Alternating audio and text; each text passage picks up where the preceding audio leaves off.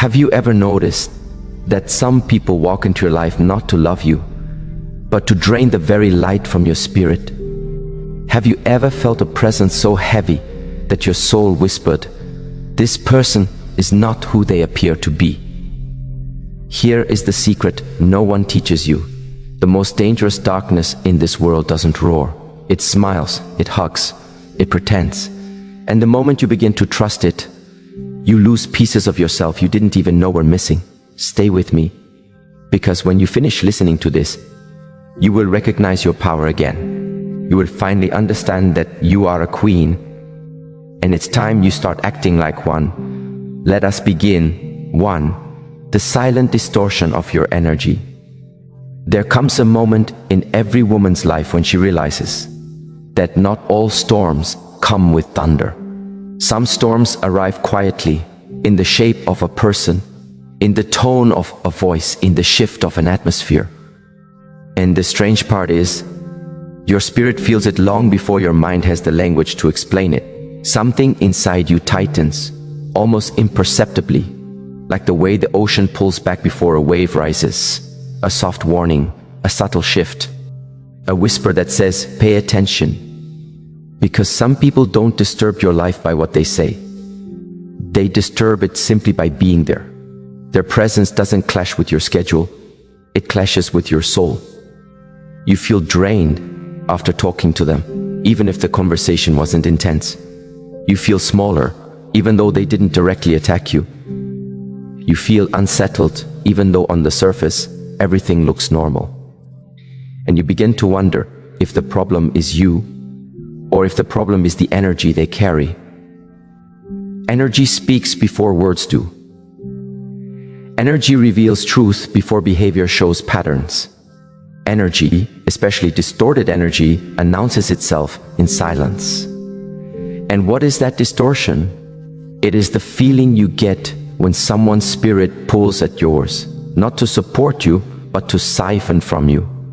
The quiet discomfort, the heaviness in your chest, the sense that your intuition is tugging at your sleeve, saying, this person wants access, not alignment. Their energy enters your space like a shadow, subtle yet invasive, like a hand reaching for a part of you they never earned the right to touch. You try to dismiss it. That's what most people do. You tell yourself, maybe I'm imagining things, maybe it's my mood, maybe I'm being judgmental, because the mind always wants proof. But the soul operates on truth, and the truth is simple. Your peace is wiser than your thoughts. When something distorts your peace, it's not random. It's spiritual intelligence speaking through sensation. The tightening in your heart, the discomfort in your stomach, the sudden fatigue. These are not flaws in your perception. These are signals.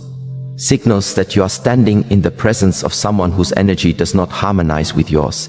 Some souls uplift you simply by existing. Other souls drain you even when they haven't said a word. And the dangerous ones are the souls that drain you quietly. Because loud danger alerts you. Silent danger confuses you. It is the kind of distortion that makes you second-guess your instincts. The kind that wears your intuition down softly until you stop trusting your own spiritual radar. The kind that slowly erodes your sense of direction until you begin drifting away from yourself. This is how a demonic person enters your life, not by force, but by frequency, not by confrontation, but by quiet invasion. They don't break your boundaries, they seep through the cracks. They don't challenge your confidence, they absorb it. They don't ask for your energy, they feed off the energy you spill. And you don't notice right away. You rarely do. Because the first stage is subtle, always subtle. You start having restless nights. Your emotional sensitivity increases. You doubt yourself more. You feel more on edge. Your joy feels somehow dimmer. Your thoughts feel slightly heavier. Nothing dramatic, but everything noticeable. You see, the spirit always feels the shift before the mind can define the shift. And this is the silent distortion. the quiet, unseen manipulation of your inner landscape. But here's where the pattern begins to reveal itself. That distortion is never the end. It is always the beginning. Because once a demonic presence senses that your energy has been softened and your intuition has been destabilized, their next move is inevitable. The confusion begins. Keynote 2. They thrive on your confusion. Confusion is not an accident. It is a tool, a weapon, a tactic designed to dismantle the relationship you have with yourself. Because when a woman is clear, she is powerful. When a woman is grounded, she is untouchable. When a woman trusts her intuition, she cannot be manipulated. So, to break you, they must blur you. A demonic personality does not approach your strength directly. They approach the edges of your certainty. They whisper contradictions into your confidence. They sprinkle doubt into your decisions. They make inconsistencies feel like misunderstandings, and misunderstandings feel like your fault. It begins softly. A subtle comment that makes you question your memory. A gentle critique that makes you question your worth.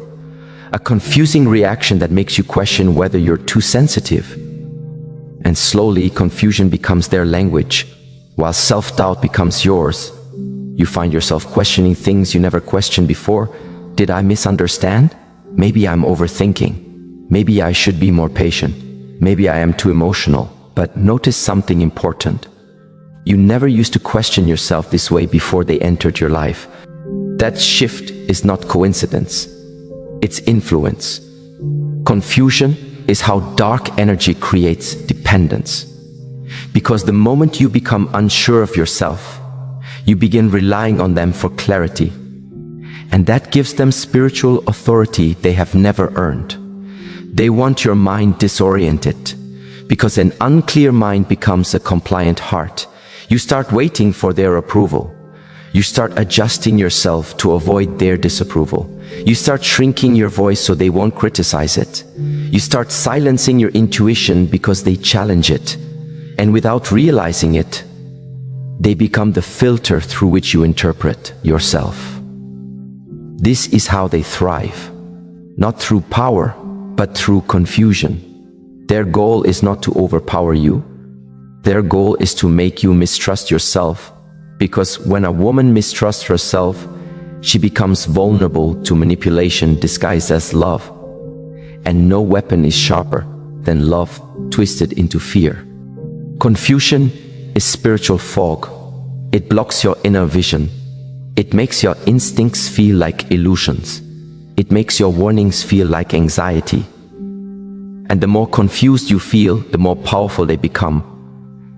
This is why some people apologize in ways that make you feel guilty. This is why some people comfort you in ways that make you feel weak. This is why some people care in ways that make you feel controlled. It's confusion wrapped in affection, manipulation wrapped in kindness, darkness wrapped in softness. But there is one place where confusion hides most effectively, in the sweetness of their words. And that sweetness is where the next layer of darkness begins to expose itself. Because when confusion alone is not enough, they begin using language as a weapon. Soft, sugary, and dangerously deceptive. Keynote 3. Their words sound sweet but taste bitter. You learn with time that the most dangerous poison is not the poison that burns your tongue. It is the poison that tastes like honey first. Some people speak with such gentle tones that you feel safe leaning in, unaware that their softness is not an expression of their soul, but a strategy crafted to disarm yours. Their words wrap around you like silk, warm and inviting, comforting and persuasive. But once they settle inside your heart, something feels off, something feels wrong, something feels bitter. Because sweetness, when misused, becomes seduction. And seduction, when misused, becomes control. The demonic nature of such people lies not in their anger, but in their charm. Charm is their mask. Sweetness is their method. Words are their tools. They say the right things at the right time. Not to love you, but to lower your guards. They learn your insecurities. not to heal them, but to weaponize them. They learn your weaknesses, not to support you, but to anchor themselves deep within your emotional landscape. And how do they do it? With compliments that feel slightly off, with admiration that feels conditional, with promises that feel too light to hold weight. They might say, "You're so strong," but their tone implies you shouldn't express pain. They might say, "You're so independent," but their behavior punishes you for acting like it. They might say, "I care about you," but their actions reflect only self-interest. This is how sweetness becomes manipulation, how affection becomes a trap, how words become chains dressed like ribbons. You start relying on their praise because their criticism cuts deeper than it should. You start craving their validation because their disapproval feels unbearable. You start seeking their reassurance because you no longer know what your own intuition sounds like.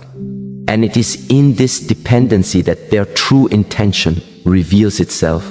They want to be your emotional source, so they can become your spiritual ruler. Words have power. Words shape perception. Words build worlds inside the mind. And when someone controls your perception, they control the world inside you. This is why their sweetness eventually tastes bitter. Because your soul can sense the deception even when your mind cannot articulate it.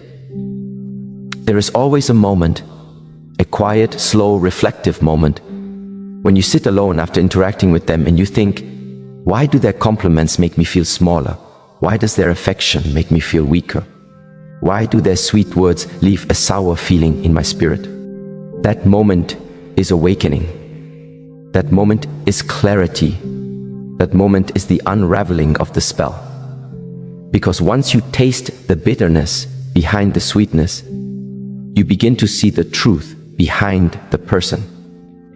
And seeing the truth is the first step toward reclaiming the parts of yourself you lost while trying to understand them. And once that awakening begins, the spirit within you rises, ready for the next revelation, the next boundary, the next evolution. 4. There comes a moment in every life where silence becomes louder than noise and stillness reveals more truth than movement ever could. It is the moment when you stop chasing answers outside and begin listening to the quiet tremors inside your own chest.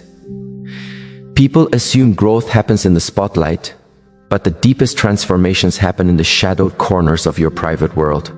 The thoughts you never speak, the questions you never ask aloud, the emotions that simmer beneath every breath.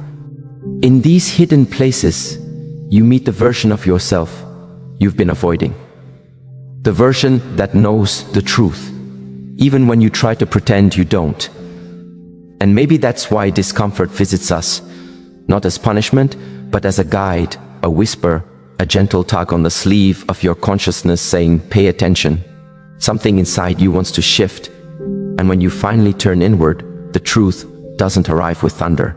It comes softly, like dawn. It unveils itself slowly, asking you not for perfection, but for honesty. The honesty to admit that you've outgrown certain patterns, outgrown certain expectations, outgrown the version of yourself that learned to survive but never learned to breathe. Something magical happens when you stop explaining yourself to people who cannot understand the language of your soul. When you stop begging for validation from places that were never capable of giving it. When you stop bending your spirit to fit into shapes that were never meant for you. This is where real liberation begins. Not in changing the world around you, but in reclaiming the world within you. Because the moment you choose inner truth over external approval, your life quietly shifts direction. You feel the weight lift. You feel the veil fall. You feel your heartbeat strengthen with a clarity you didn't know you were missing. And just when this clarity begins to settle, another realization rises, like a second sunrise behind the first. A realization that leads us into the next truth. A truth that gently illuminates everything you once questioned. Because sometimes the world mirrors back to you exactly what your soul is ready to understand next. 5. What you allow is what will continue. Those words echo not as a warning, but as a revelation. Because somewhere along the path, you discover that life has always been responding to your standard. Not your desires, not your dreams, not your intentions, your standard. Every time you tolerated disrespect in the name of patience. Every time you accepted crumbs in the hope it would turn into a feast. Every time you smiled to keep the peace while your spirit trembled beneath your skin. Life was taking notes. It wasn't punishing you, it was teaching you. It was showing you that your boundaries were not walls, they were reflections of your self-worth. And every boundary you delayed, avoided, or softened taught someone how to treat you. We talk about people changing, when in truth we simply reveal to them how much or how little we're willing to accept. And when you finally decide, I deserve more than this, something breathtaking happens. Life rearranges itself around your new self-respect. People fall away, not because you're cold, but because you're clear. Opportunities shift, not because you're lucky, but because your energy finally matches the path meant for you. Peace enters, not as a visitor, but as a rightful resident. Your soul begins to glow again, because it recognizes that you've stopped abandoning yourself. And it's here, in this new, radiant understanding, that you realize something deeper. You were never meant to fight for your value. You were meant to embody it. You are meant to speak from it, stand in it, breathe through it. And once you do, the people who cannot respect your worth quietly fade into the background, not by force, by natural law. This is the sacred turning point where you learn that protecting your peace is not arrogance, it's alignment. It's the moment your life begins to reflect the truth your heart has always known. And just when the world begins to settle into this new clarity, a deeper question rises from within. If I am now honoring my worth, what will life look like when I finally let go of the things I've been gripping too tightly? Because that is where the next layer of transformation begins. This letting go is not the art of losing. It is the art of trusting. Trusting that whatever is leaving your life has completed its work. Trusting that whatever is meant to remain will never require you to betray your peace. Trusting that the space created by release is not empty. It is sacred. It is fertile. It is preparing you. We hold on because we fear the unknown. We hold on because familiarity feels safer than freedom. We hold on because our hearts remember the good moments more vividly than the painful ones. But the soul knows when something has finished its purpose. And when you resist that truth, the weight becomes unbearable. You feel it in your body. You feel it in your spirit. You feel it in the tears you swallow and the smiles you fake. Letting go is not a sudden moment. It is a quiet process. It's waking up one morning and realizing the memory no longer burns. It's hearing their name and noticing your breath stays steady. It's looking at your life and seeing that the chapter is closed, not because the story ended in the way you hoped, but because you finally healed past the need for it. Release becomes a blessing disguised as loss, a doorway disguised as disappointment, a new beginning disguised as an ending. And then, almost imperceptibly, your spirit starts to rise again. You feel lighter. You feel clearer. You feel the slow return of yourself to yourself. Because letting go does not take something from you. It gives something back. Your power, your voice, your balance, your inner stillness. The world begins to feel different because you are different. You are no longer operating from fear, but from wisdom. No longer from scarcity, but from fullness. And this is the moment where every ending you ever resisted suddenly makes sense. It had to happen. It had to shift. It had to fall away. Not to break you, but to bring you back to the place you were always meant to rise from. And so the journey continues. Because once you master the art of release, life invites you into a deeper, more sacred truth. A truth that asks you not just to let go, but to rise into the version of yourself you were born to become. 7. There comes a moment on this journey where you realize that life is not simply happening to you. It is happening through you. Every thought becomes a brushstroke, every feeling becomes a color, and every decision becomes part of the canvas you didn't even realize you were painting. And somewhere along the line you recognize that your inner world has always been the architect of your outer experience, not the circumstances, not the people, not the events that unfolded without your permission, but you. This understanding arrives like a soft dawn, slow, subtle, and impossible to ignore once you've seen the light. Suddenly, you start noticing how your thoughts shape your atmosphere, how your energy shifts the tone of a room before you ever speak, how your spirit draws toward itself exactly what it believes it deserves. You begin to understand that you were never powerless. You were simply unaware of the magnitude of the power already inside you. And when this realization settles into your bones, it brings with it a new kind of responsibility. Not the harsh responsibility of blame, but the sacred responsibility of awareness. Because now you see how every choice, every reaction, every silence, every word carries the weight of creation. You understand that your inner narrative is not a private whisper, it is a blueprint. Whatever you repeat within yourself becomes a pattern.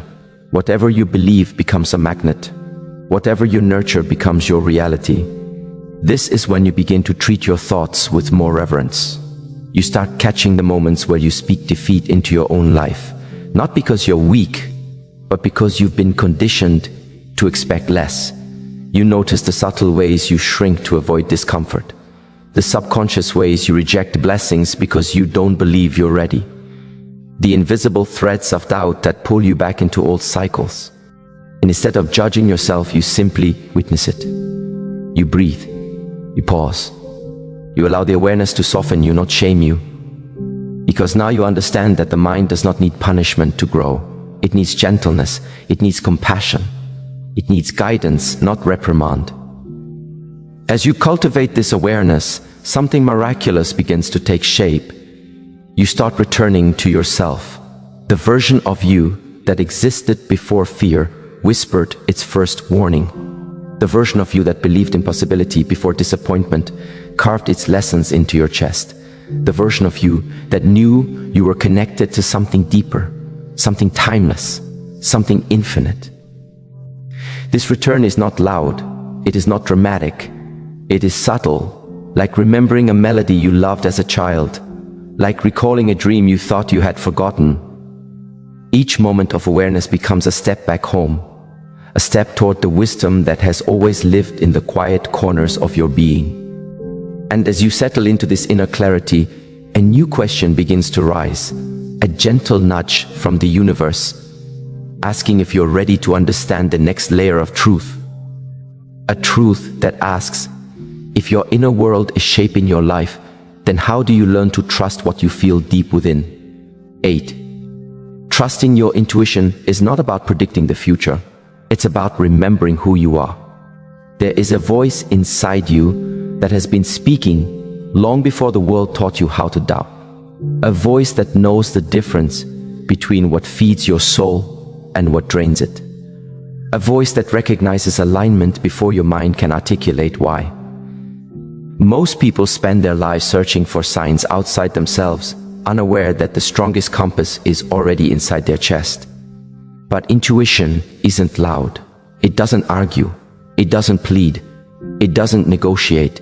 It whispers. It nudges. It stirs the air around your spirit in such a subtle way that you can easily overlook it if you're too busy, too distracted, too afraid to listen. So the journey becomes one of quieting, of softening, of lowering the noise inside your mind until the whisper becomes unmistakable. Because intuition speaks in vibrations, a tightening in the stomach, a stillness in the heart, a sudden clarity that emerges without any logical explanation. It speaks in the way your body reacts before your thoughts catch up, It speaks in the way your energy shifts when something is right or terribly wrong. But intuition requires courage, because it will often guide you into the unknown. It will ask you to walk away from situations your mind has rationalized, from people your emotions are attached to, from habits that feel comfortable but no longer serve your expansion. Intuition does not care about convenience, it cares about truth. And truth is rarely the easiest choice. Listening to intuition means trusting that sometimes the path ahead will not reveal itself until you take the first step. It means believing that the discomfort of uncertainty is far less dangerous than ignoring the signals your soul is sending you. It means honoring your inner knowing even when others don't understand it, because they're not meant to. Your intuition is your personal conversation with life, not theirs. And as you begin following this inner guidance, something profound happens. Life becomes clearer. The confusion fades, the resistance softens. Decisions that once felt heavy now flow with ease. You stop forcing what doesn't fit. You stop chasing what runs. You stop clinging to things that are collapsing in your hands. You begin to trust that what is meant for you will never require you to betray yourself. And what is not meant for you will never stay, no matter how tightly you hold it. This understanding does not make life easier, but it makes it more authentic, more aligned, more true. And this alignment leads you to an even deeper revelation, one that reshapes your entire relationship with growth, with healing, with transformation. Because when you trust your inner voice, you begin to see that change is not your enemy. It is your invitation, your awakening, your evolution.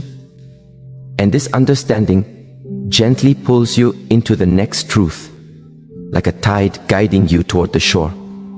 A truth that asks, if intuition leads you, then who do you become when you finally surrender to the transformation it calls you into? 9. Transformation is not a moment, it is a rebirth. And rebirth rarely feels gentle. It feels like shedding layers you thought were permanent.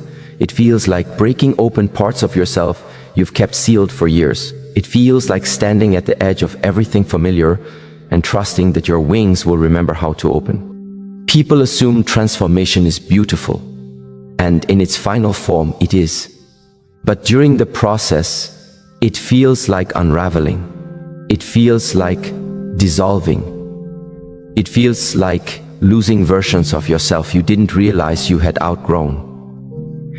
And yet, this unraveling is sacred. It is necessary.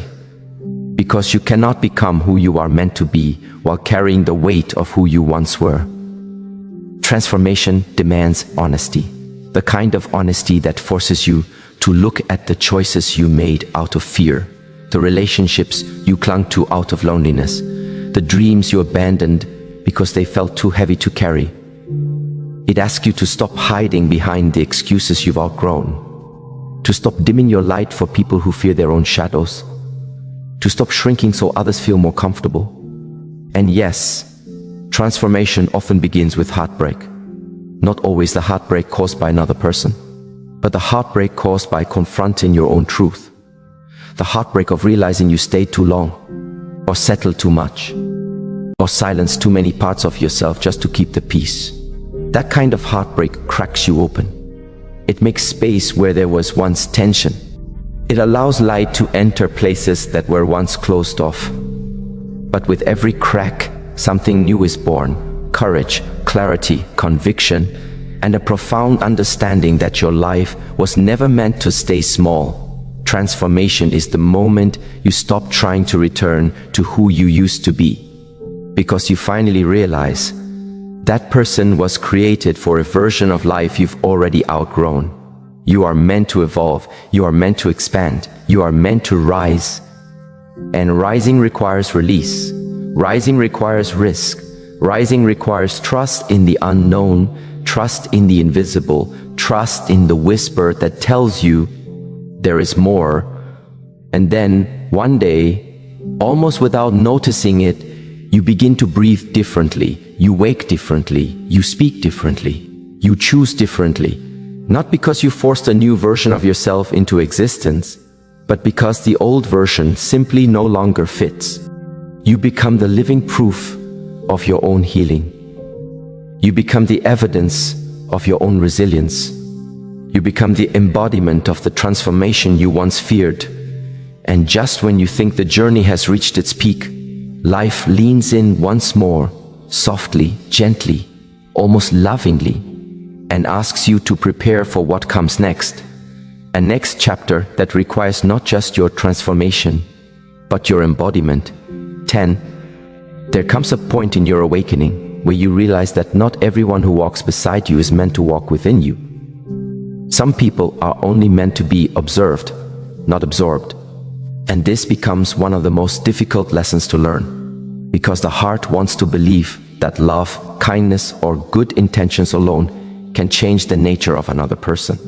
But the truth is far more intricate, far more sobering, far more sacred. Some souls carry storms within them. They carry shadows they refuse to face, wounds they refuse to heal, patterns they refuse to break. And if you are not careful, your light, the very light you fought so hard to reclaim, becomes the energy their darkness feeds on. Not because you're weak, but because they are empty. And emptiness is always hungry. This is why self-awareness isn't just a spiritual practice, it is a survival skill. You must learn to see beyond words, beyond charm, beyond surface-level gestures. You must learn to feel the undercurrent of a person's presence. Some people enter the room, and your spirit rises gently, like a tide being pulled by the moon. Others enter the room, and your spirit tightens, as if your soul is whispering, "Be still. This one is not for you." At first, you ignore this feeling, because you want to be kind, you want to give people a chance, you want to believe the best. But experience eventually teaches you that the soul never lies. It whispers before the mind understands. It warns before the truth reveals itself. That subtle discomfort you feel around certain people is not anxiety. It is clarity. Because the energy of a person is not a mask they can hold forever. It eventually reveals itself in the micro moments, the brief flash of envy in their eyes, the coldness in their tone when you succeed, the passive resistance when you grow, the quiet satisfaction when you struggle. Their spirit speaks even when their mouth is silent. And learning to recognize this energy is not about judgment, it is about protection. The world will tell you to be open with everyone, but wisdom teaches you to be open to everyone and vulnerable with very few. Your spirit is sacred. Your peace is sacred. Your destiny is sacred. And not everyone deserves access to the inner chambers of your soul. Some people come into your life to expand you, and some come to drain you. Some arrive to mirror your light, and some arrive to break it. And once you finally see this truth, without distortion, without denial, without the desperate hope that someone might be different from what they've shown you, something inside you shifts. You stop pouring into people who create their own emptiness. You stop explaining yourself to those committed to misunderstanding you. Stop expecting loyalty from people who can't even be loyal to their own integrity. And as this clarity settles, it leads you to the next realization. A realization that unfolds like a quiet revelation in the heart, that the people who cannot love you right will always teach you how to love yourself better. 11. The moment you begin to love yourself with the same devotion you once gave to the wrong people, everything changes. Self-love is not merely an act of affirmation, it is an act of reclamation. It is the process of gathering all the pieces of yourself you scattered while trying to be enough for those who were never capable of receiving you. You reclaim the parts of you that apologize too quickly. You reclaim the parts of you that accepted less than respect. You reclaim the parts of you that shrank so others could feel comfortable. You reclaim the parts of you that softened your voice, hid your gifts, suppressed your intuition. You reclaim everything you gave away just to feel chosen. And the most profound part of this reclamation is realizing that self-love is not a feeling. It is a boundary. It is a declaration, I will not abandon myself again. It is the quiet strength that rises within you every time someone tries to pull you back into the version of yourself you have outgrown. This kind of self-love is not loud or arrogant. It is steady, it is rooted, it is unshakable. It no longer negotiates with disrespect.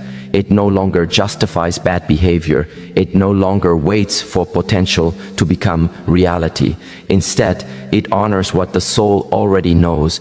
Your peace is priceless. Your spirit is non-negotiable. And your heart deserves gentleness, not chaos. And slowly, you begin to see that the relationship you build with yourself sets the standard for every relationship that follows. When you learn to speak to yourself with tenderness, you no longer tolerate harshness from others. When you learn to trust yourself, you no longer give power to people who question your worth. When you learn to validate your emotions, you no longer cling to those who dismiss them. Self-love becomes your internal compass. It becomes your sanctuary. It becomes your reminder that you are whole, even when someone else fails to see your value. But this journey is not easy. Self-love requires discipline. It requires honesty.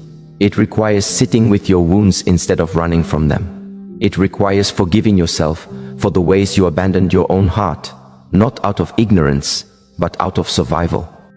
And as you heal, something extraordinary begins to happen. The things you used to chase begin to chase you. The people you once tried to earn begin to seek your presence. The opportunities you once doubted become magnetized by your inner certainty. Because when you stop needing love to fill a void, you start receiving love from a place of wholeness. And just when this transformation begins to feel complete, life whispers again, offering you the next layer of wisdom. A wisdom that asks, if self-love restores your inner world, then what happens when you finally reclaim your power? 12. Reclaiming your power is not about becoming hard, it's about becoming whole. Power is not aggression, force, or control. True power is softness protected by strength. It is compassion rooted in discernment. It is confidence that does not require validation. It is the ability to stand firmly in who you are without bending for approval, praise, or acceptance. When you reclaim your power, you stop living reactively. You stop internalizing the chaos around you. You stop allowing other people's wounds to dictate your sense of worth. You begin to understand that your emotional landscape belongs to you, not to the circumstances you face or the people who fail to understand you. And in this newfound empowerment, you rediscover your voice, not the voice you used to survive, the voice you were born with, the voice that speaks truth even when it trembles. Your voice becomes clearer, steadier, grounded in wisdom rather than fear. You no longer speak to be heard. You speak because your words carry intention. You no longer move to be seen. You move because your spirit is guiding you. You no longer choose from insecurity. You choose from alignment. This is the shift that changes everything. You begin walking differently. Your energy becomes more defined, more sovereign, more unshakable. People feel it before they understand it. Some are drawn to you because your strength inspires them. Others become uncomfortable because your growth exposes their stagnation. But none of that touches your core anymore because you have finally returned to yourself. And with power comes freedom. Freedom from overthinking. Freedom from over-explaining. Freedom from the emotional prisons you once built with your own doubt. You now understand that the only person who could ever truly imprison you was you. And the only person who could ever truly liberate you was also you. This realization becomes your foundation, the inner ground you walk upon, the quiet fortress no one can take from you.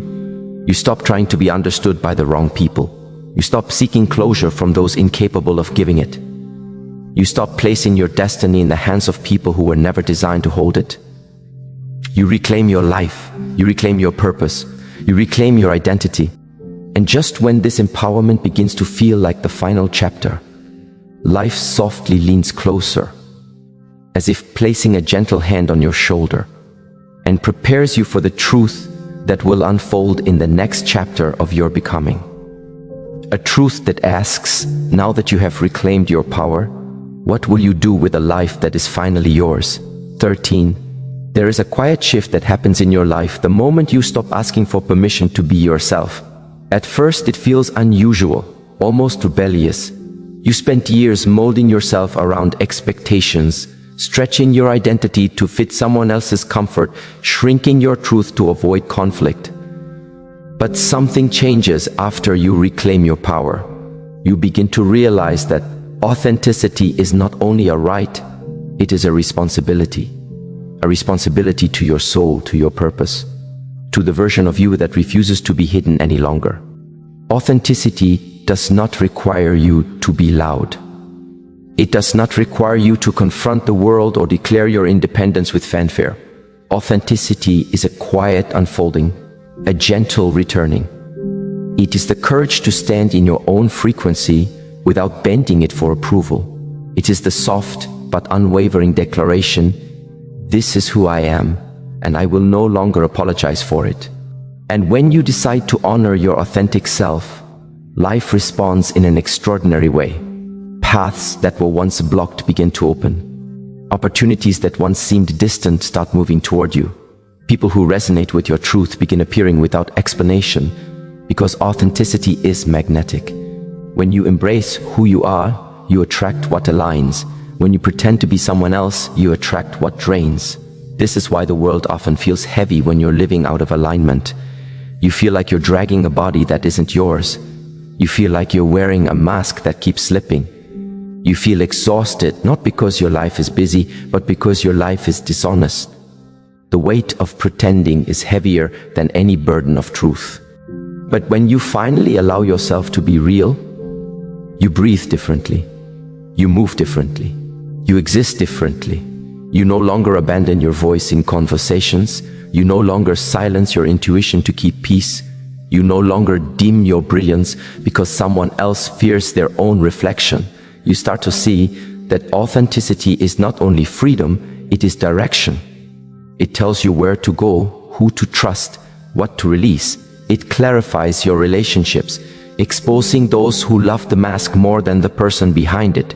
It reveals which environments suffocate your soul and which ones nourish it. And yes, authenticity will require you to let go.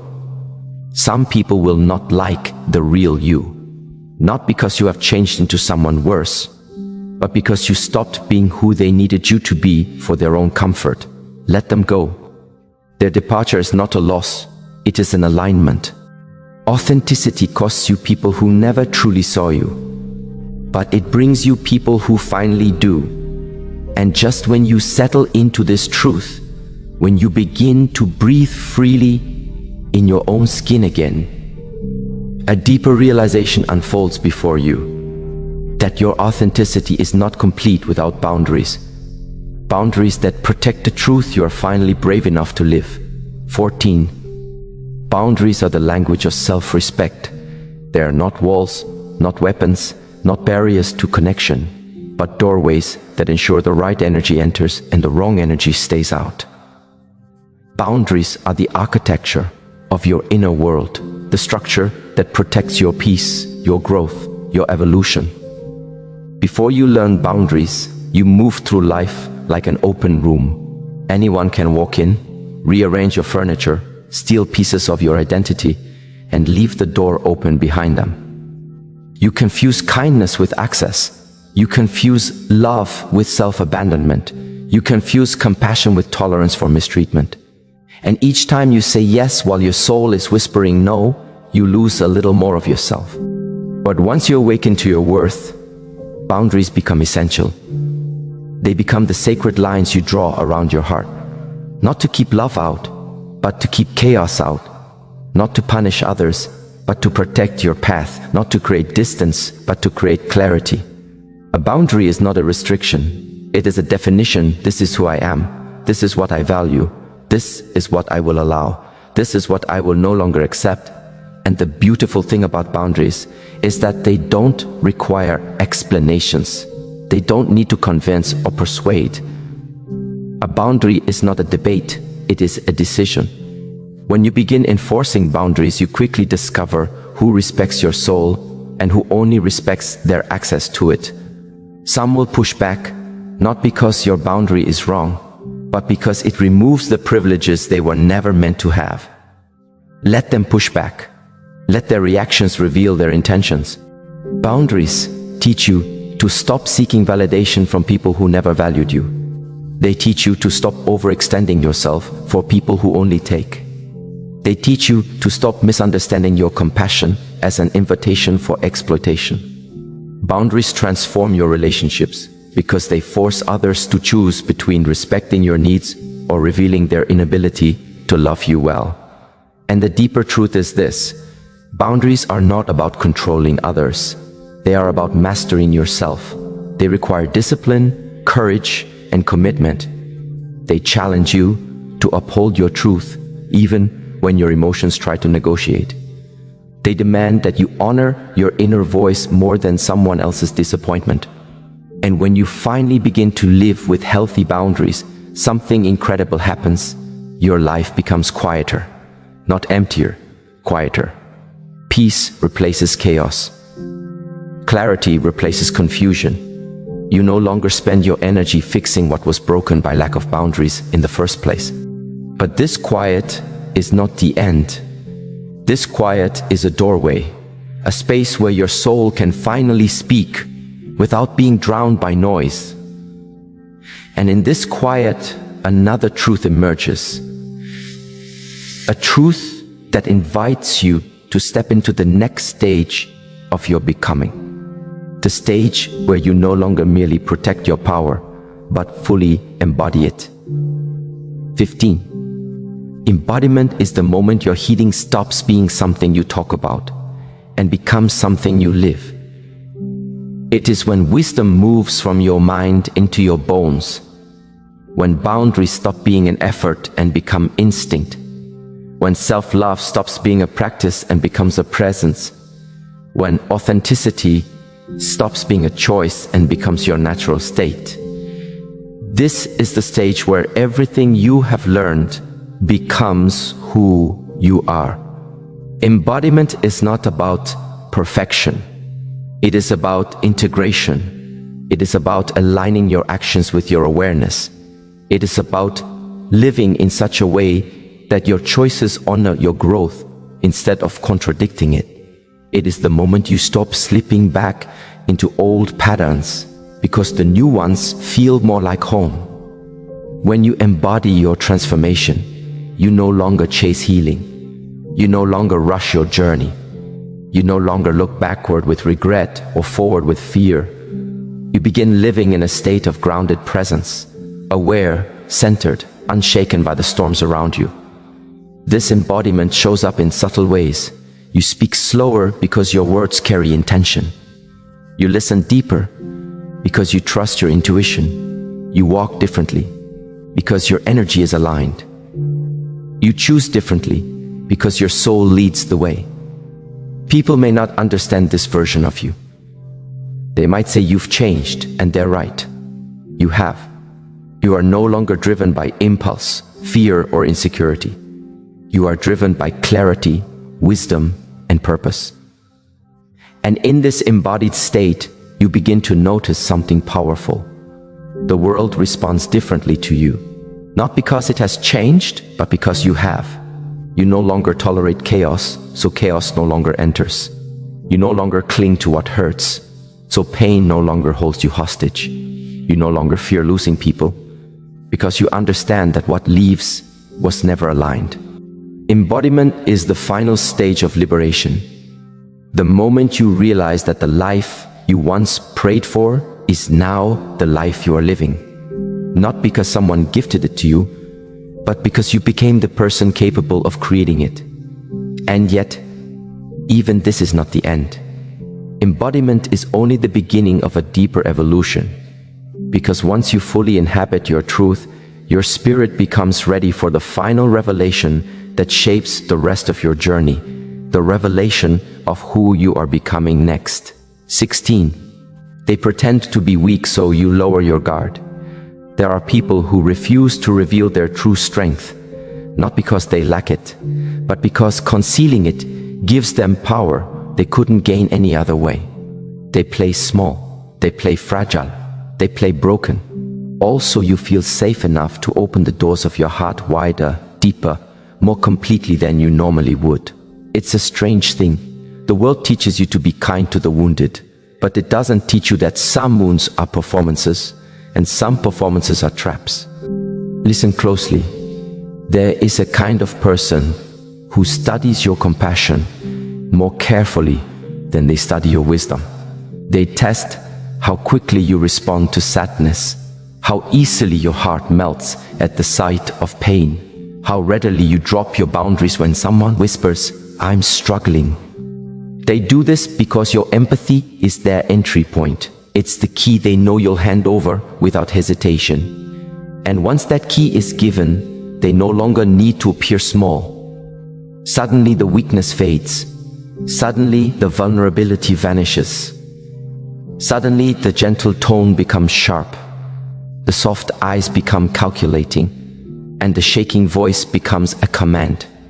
You begin to realize that the one who seemed powerless had more power than you expected, not because they earned it, but because you gifted it. This is the subtle violence of manipulation. It doesn't begin with aggression. It begins with softness. Manipulation knows that fear pushes people away, but weakness pulls them in. The one who pretends to be weak understands that your nurturing spirit is your most beautiful trait, and also your most exploitable one. If you've ever carried someone emotionally, financially, spiritually, only to discover they were never trying to walk on their own, you already know the truth of this keynote. These individuals do not desire growth, they desire the comfort of your effort. They do not seek healing, they seek your energy to fuel their convenience. They mask dependency as innocence and helplessness as humility. But here is what you must remember. You're allowed to help. You're allowed to love. You're allowed to support. But you must also see clearly. You must recognize when someone is choosing not to rise, because remaining low benefits them. Weakness that is real invites healing. Weakness that is fake invites danger. Many have lost years of their lives to people who weaponized fragility. They poured out love like water into a bucket full of hidden cracks, not realizing the emptiness they felt afterward wasn't a failure of love.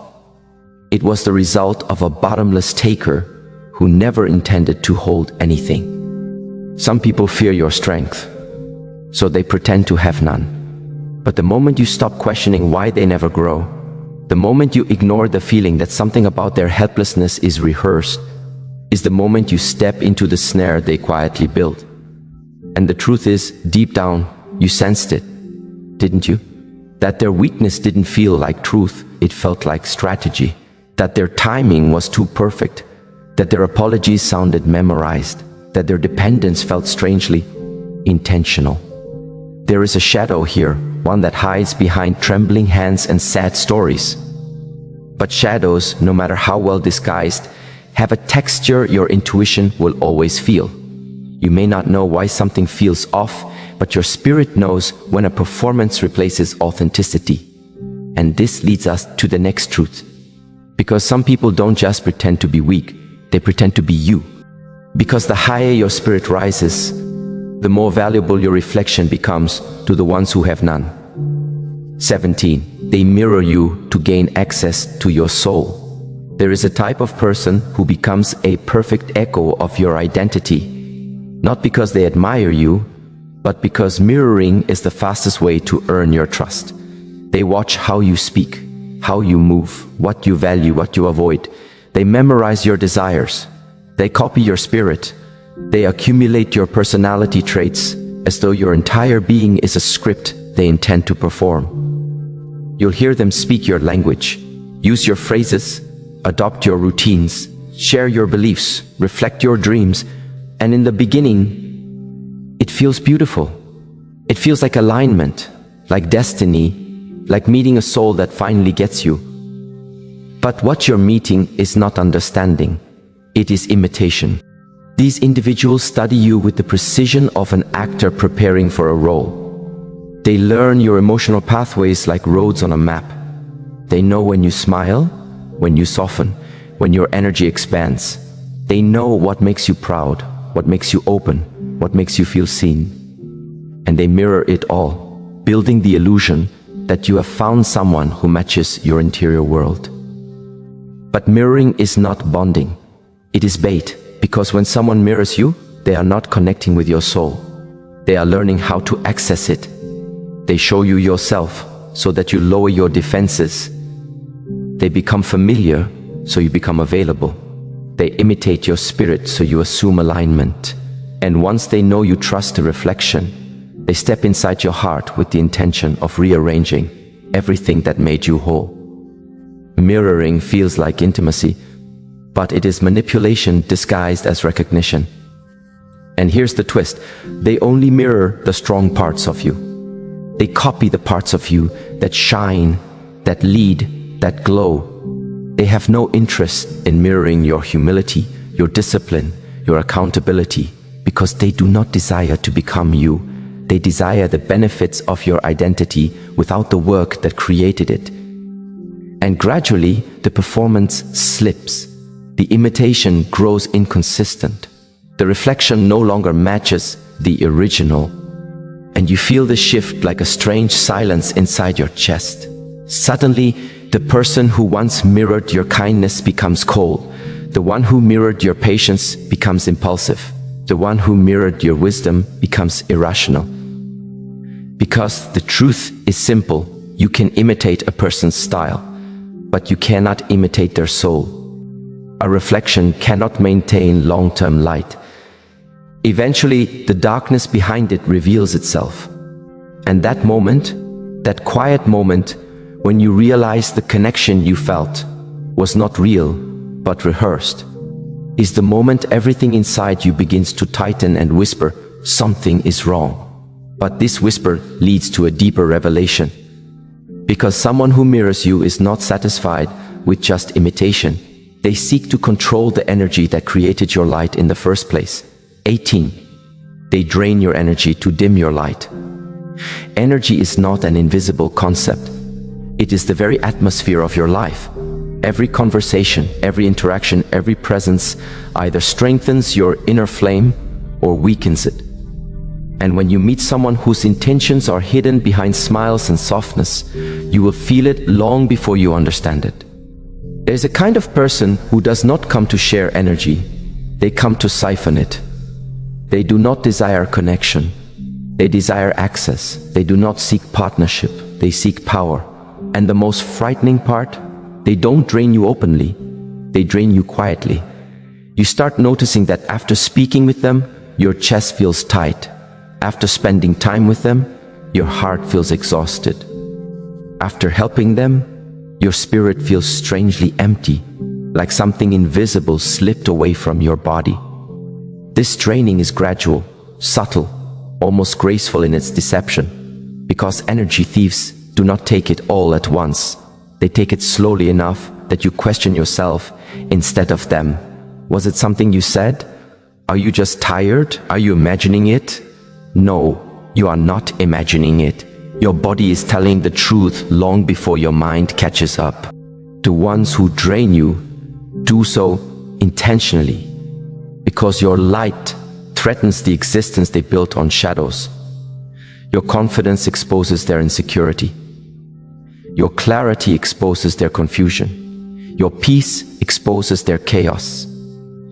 And instead of rising to meet you, they prefer to dim you so the imbalance disappears.